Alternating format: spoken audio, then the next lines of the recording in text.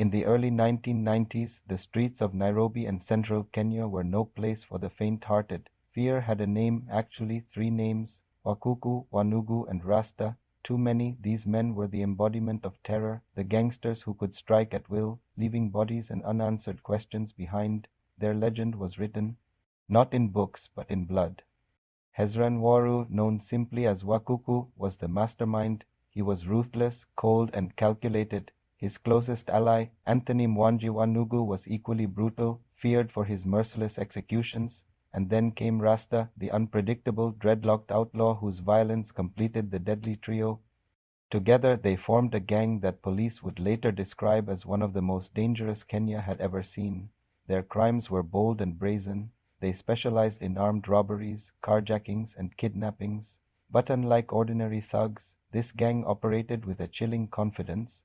They hijacked matatus in broad daylight, stormed businesses, and even targeted wealthy businessmen in their homes. To the public, their message was clear: no one was safe. By 1995, the pressure on law enforcement was immense. Newspapers screamed of their exploits, and the government faced growing criticism. Enter the Queck Squad, a lethal police unit formed to deal with hardened criminals. But even then, catching Wacucu, Wanugu, and Rasta was no easy task.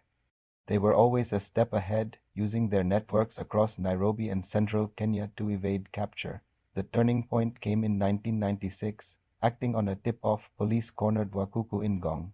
The gunfire that erupted that day was described by residents as a battlefield. Wacucu fought until his last breath, but the police finally brought down the man who had haunted Kenya for years. His death sent a message, but it did not end the terror. Wanugu and Rasta were still out there, and they were angry. The manhunt intensified. Wanugu, determined not to be caught, lived like a shadow. He was ruthless, killing anyone he suspected of betrayal. But in 1997, his end came in equally dramatic fashion, another violent shootout, this time in Mathar. Days later, Rasta met the same fate. The once feared trio was no more.